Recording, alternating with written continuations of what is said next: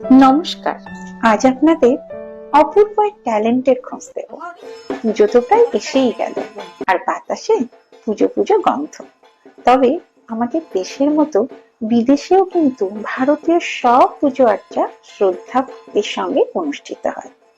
কিন্তু সেই মূর্তি যায় আমাদের দেশ থেকে, আর সেটা তৈরি হয় ফাইবারের। কেন বলুন তো?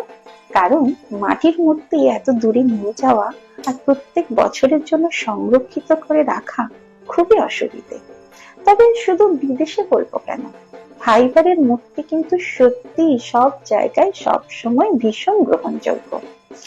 তবে এর জন্য অবশ্য আমাদের মাটির শিল্প বা মৃৎশিল্পের কোনো ক্ষতি হওয়ার চান্স আছে বলে আমার মনে হয় না।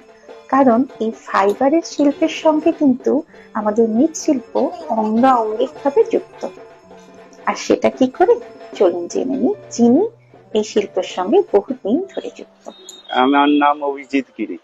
এটা আমরা যে ছবিটা বানাবো সেটাকে গ্রাফ করে এটা আয়রন স্ট্রাকচার বানাই।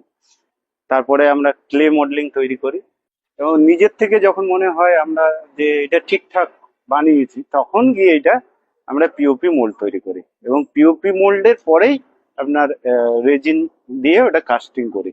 কাস্টিং এর পরে ফিনিশিং করে কালার করা হয়। সবাই ভালো থাকুন।